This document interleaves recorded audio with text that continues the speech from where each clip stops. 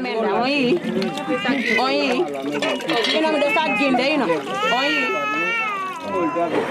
oyi ino ndaare oyi ino ɗan ɗo no uppa ɗan no defa ɗan no yara ɗan ino ɗan ko ɗan me woni gollum ino loteteɗan ko ɗan onon non andi silinsere danere no laaɓa ɗo ino ndiyan amen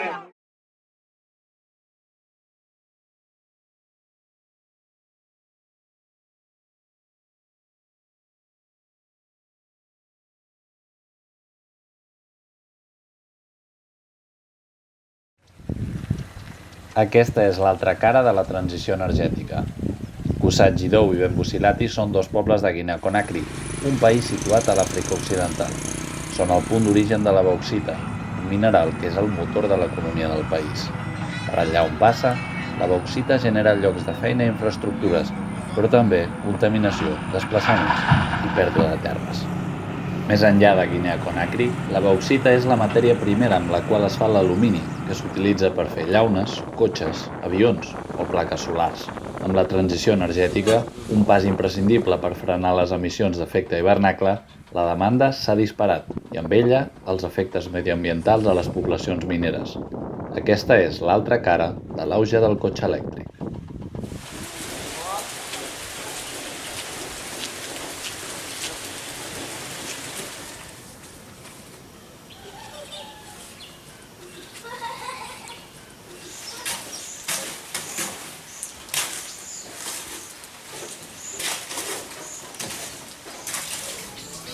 A Bembusilati, l'accés a l'aigua s'ha convertit en una de les principals fonts de preocupació de la població. Des de l'arribada de l'empresa minera, tenen una font d'aigua, però aquesta segueix tenint fam. Poques persones simbolitzen millor les contradiccions de la població guineana, com en Mamadou Aliouba. Treballa a una empresa minera, però a la vegada és crític amb els efectes que la mineria ha tingut al seu poble. Avant l'arrivée de ces sociétés, on exploitait nos terres en agriculture et cela nous donnait un rendement. On subvenait à nos besoins quotidiens, surtout en nourriture, grâce à cela. Mais aujourd'hui, quand on recense un domaine et que ce domaine-là appartient maintenant à la société minière, toi le propriétaire, tu n'as plus quelque chose là-bas. Si nous comparons l'exploitation de la bauxite, la valeur de la bauxite, la matière qui est là, qui est exportée, et nous, ce que nous recevons en retour, la différence, elle est très grande. C'est-à-dire, nous, on n'a rien dedans, on ne gagne rien dedans presque. C'est-à-dire, nous gagnons juste pour la survie. C'est-à-dire la survie. La survie, c'est la dépense. À la fin du mois, tu n'as pas autre projet à financer à part l'entretien de la famille, la nourriture, la santé et voilà, et autre chose, le transport, c'est ça.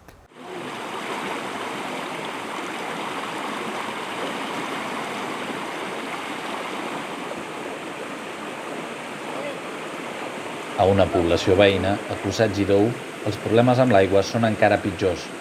A més de no beneficiar-se de l'explotació, la població ha de fer servir l'aigua que baixa pel riu per abastir-se, ara marró per la contaminació que causa la mineria.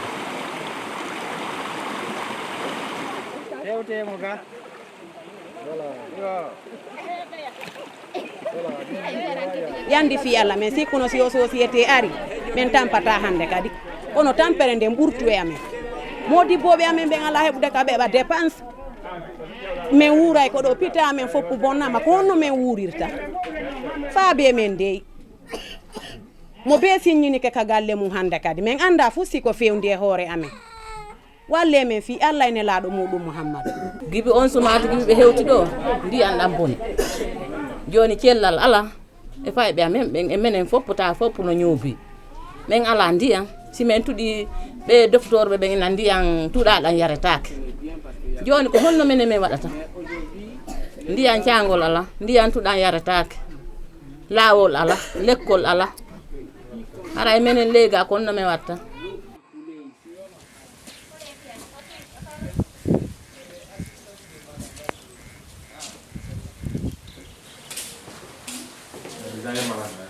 El centre de salut de Bembusilati, construït amb el suport de la cooperació basca i la diàspora guineana, el principal problema és la malària i l'accés a les cures per a les dones embarassades és limitat i precari. Un nou problema s'ha sumat als anteriors, les malalties respiratòries vinculades a la pols de l'activitat minera.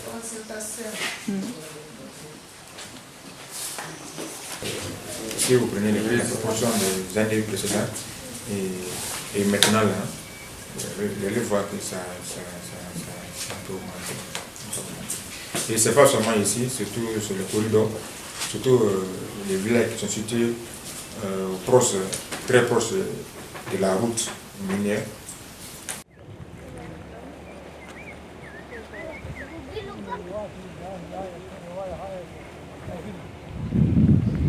Els grans afectats per l'explotació minera són els agricultors. A Guinea, més de la meitat de la població activa es dedica a l'agricultura, segons el Banc Mundial. Cada hectàrea dedicada a la mineria és una hectàrea menys dedicada a l'agricultura. I això s'ha traduït en un descens de la producció alimentària. El desgast dels sòls i la contaminació fan la resta. Aquesta família d'agricultors tem que una empresa minera trobi bauxit a les seves terres i els acabi deixant sense feina. Les empreses perforen els llocs on poder trobar bauxita, amb una marca com aquesta. L'arrivée des sociétés a diminué beaucoup de nos parcelles où on se nourrissait. Parce que nos parents se nourrissaient de ça.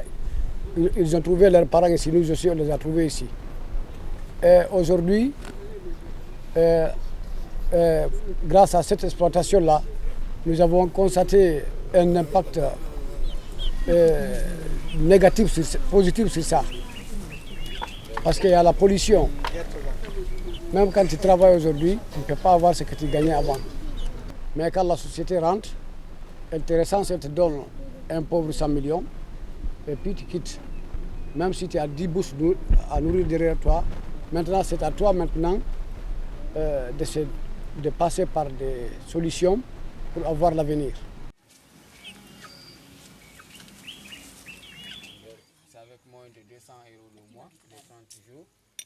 kono kaɓere sansuno mbuuɗi moɗi tigi tigi ne taynano faalira ɗenno mbuuɗi ala programme iwo no awa toon noon boy nabiɗa no awa. Je voudrais qu'à travers la société qui détruit beaucoup de nos domaines, beaucoup de nos biens, que cela soit récompensé par la formation des enfants. Puisque moi, hier, j'étais un enfant tout petit là. Mais aujourd'hui, j'ai dirigé beaucoup des enfants, j'ai commandé beaucoup des enfants qui sont devenus aujourd'hui des très bons fruits, qui sont devenus des universitaires, qui ont fait école professionnelle, qui forment beaucoup de personnes comme moi aujourd'hui. Donc, je voudrais que les enfants, nos enfants du village, soient de même plus heureux que nous. Et pour cela, il faut qu'ils se forment.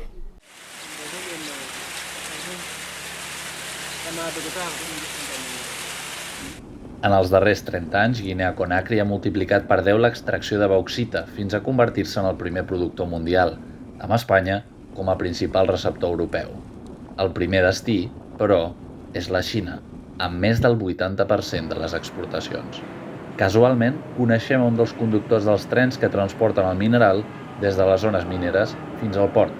Treballa per una empresa amb capital dels Estats Units i evidencia l'enorme volum de recursos que s'exporten fora del país.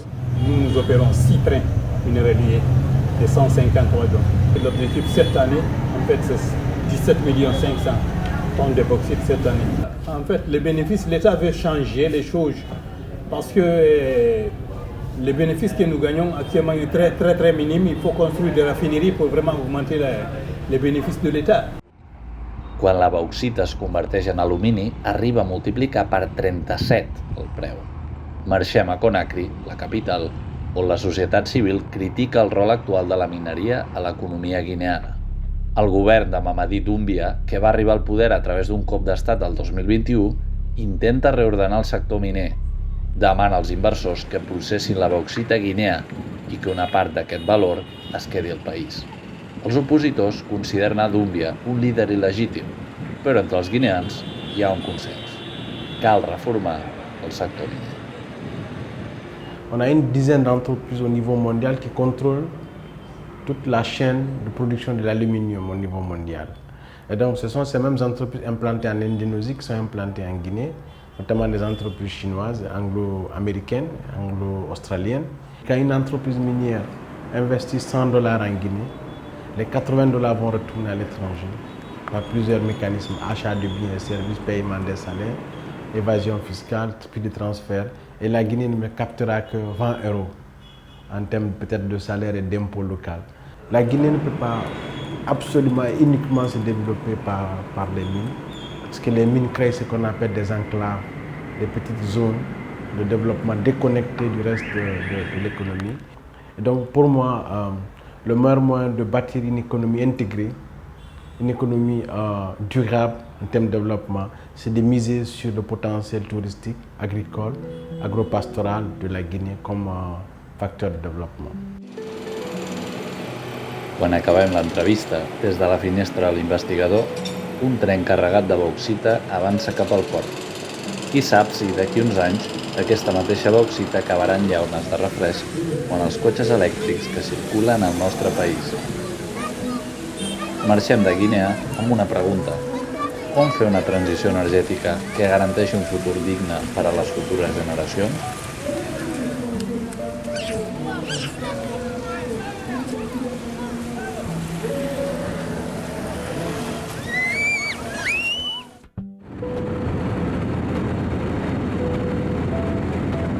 Kédougou, al sud-est del Senegal, a tocar de la frontera amb Guinea, és una regió també marcada per l'extracció.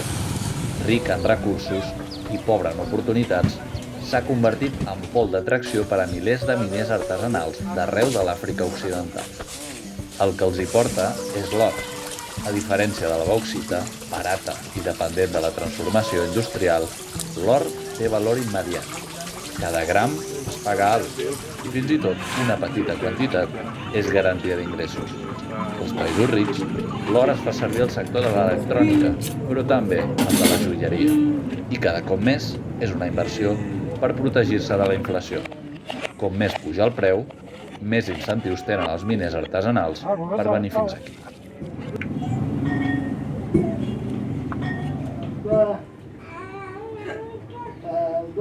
Isaga Diallo, senegalès de 38 anys, viu a Bantako Kuta, la seva dona i el seu fill. Va arribar-hi amb l'objectiu de reunir prou diners per poder marxar d'aquí i reinvertir-los en un negoci propi. Ha passat gairebé una dècada i continua atrapat en aquest poble.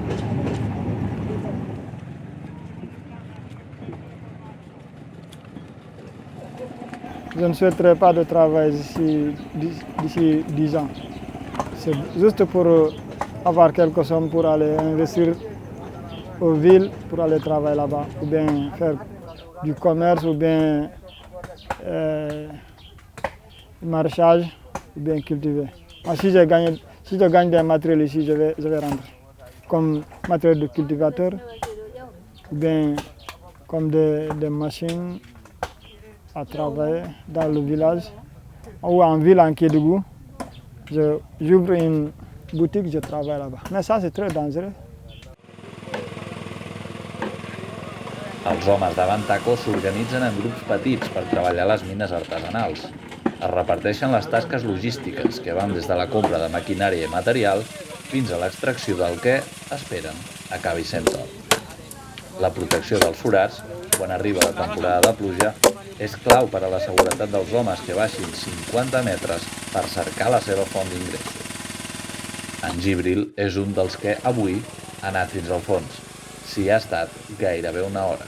Comme si c'était une loterie, parce que tu peux gagner, tu peux ne pas gagner, tu peux perdre ta vie, tu peux te blesser, tout est présenté. Quand on cherche, on attend tout. On attend à voir, on attend des conséquences et des inconvénients, n'est-ce pas? Tu n'as peur de la mort? Ah, tout le monde le peut, je pense. Même moi, je le peux, mais pas le choix. On dit manque de soi, c'est ton soi.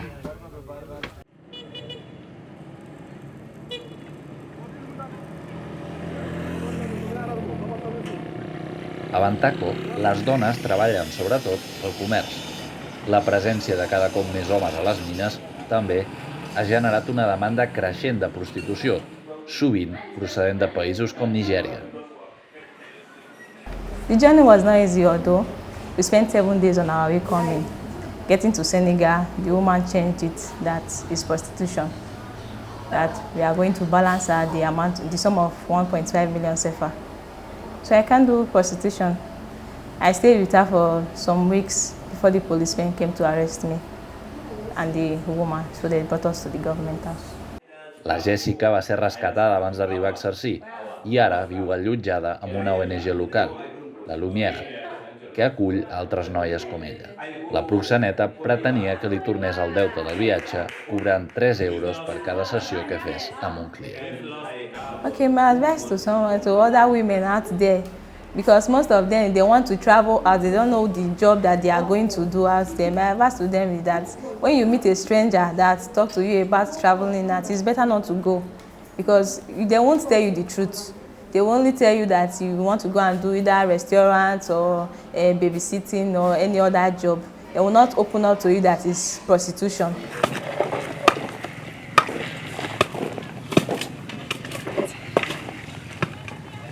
No només els homes treballen a la mineria artesanal. A Tomboronkoto, prop de Bantaco, són les dones les que caven a una mina d'or a cel obert. Cada gram es paga a més de 80 euros. Ara, una empresa estrangera vol quedar-se amb els terrenys per fer-hi una mina industrial. La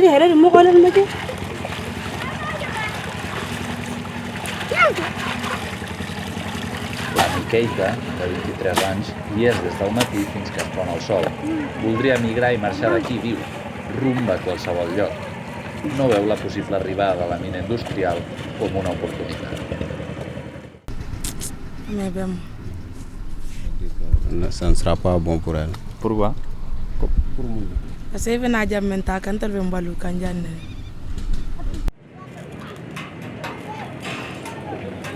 Als pobles amb mineria artesanal, alguns envegen els treballadors de la mina industrial de Sabodala. Situada a més de 140 quilòmetres de Bantaco, la mina ofereix sous d'uns 300 euros al mes als seus treballadors, un sou relativament elevat pels paràmetres de la regió. El projecte és propietat en un 90% d'una empresa britànica, Endeavour Mining. C'est ça qu'on rêve du travail parce qu'à Kédougou, il y a trop de semences. Il n'y a pas assez de travail, il n'y a pas assez de boulot qu'on peut faire à Kédougou. Il n'y a pas presque, je peux dire. Il n'y a pas d'activité qu'on fait pour gagner un peu d'argent. Dans la sécurité, nous, on travaille 12 heures de temps dans la journée. Et ça continue, il n'y a pas d'arrêt. Nous, on travaille même les fériés et tout, il n'y a pas de repos, puisque la sécurité, c'est avant tout. C'est nous qui sécurisons la mine, c'est nous qui sécurisons le site. Il y a une contradiction là-bas, puisque d'un côté, ça nous donne des avantages, et de l'autre côté, il y a des inconvénients. Puisque beaucoup de zones de Kédougou, ils travaillent et gagnent leur vie. Ils ont changé la situation de leur famille, on peut comprendre. Aussi les localités qui sont là-bas, comme les villages environnants qui sont à côté de Sabodala. Ils y gagnent la majeure partie de leur zone de travail à l'entreprise. Mais aussi les inconvénients en est que l'entreprise, il gâte le sol, il pollue, puisque tu vois là où il met des puits, il creuse, et tu vois tout l'espace qu'on avait réservé, les arbres, tout ça on enlève.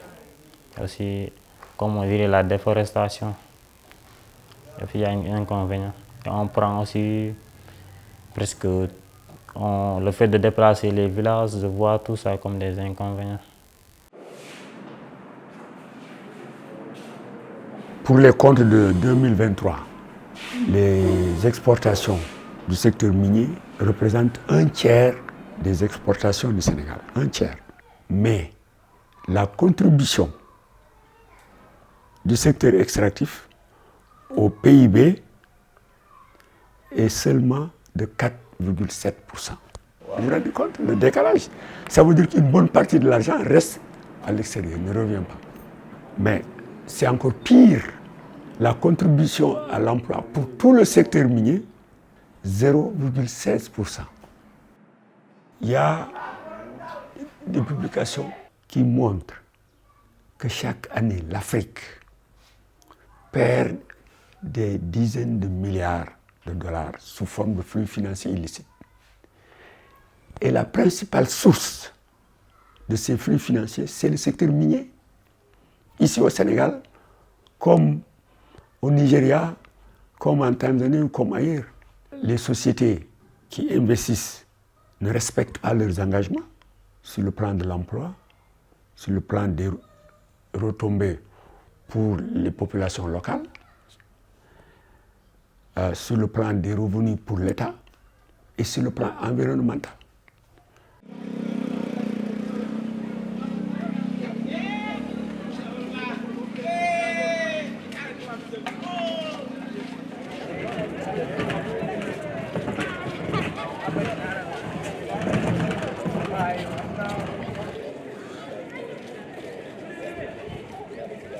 A la Universitat Cheikh Anta Diop, a Dakar, hi assisteixen 4 estudiants de Kédougou. En els 4 casos, són els primers a la seva família a accedir als estudis superiors. Tots pensen en com servir a Kédougou amb el que aprenguin a Dakar. En venant ici et menant des études en faisant des formations qui te qualifient et qui, au moment où tu rentres chez toi, où tu pars au niveau des sociétés, tu pourras travailler comme les hommes, ça même. Et en s'entraidant, on pourra bien changer notre région, puisque c'est mal de voir une région très riche en matière de ressources et être la région la plus pauvre au niveau du Sénégal. C'est mal de voir. Bon, bien sûr, c'est possible de réussir à travers les études parce qu'il y a beaucoup de gens qui ont réussi ici au Sénégal à travers leurs études. Pourquoi pas nous? Nous aussi, nous avons les capacités, nous avons tout. Tout ce qu'ils ont, nous l'avons nous aussi. Et on espère réussir dans nos études et pouvoir faire des choses miraculeuses ici au Sénégal en ne pensant pas y aller vers l'extérieur. Nous devons au Sénégal quelque chose qu'on doit leur rendre. Nous avons beaucoup de choses. Nous avons eu beaucoup de choses à travers notre pays et nous voulons les rendre aussi.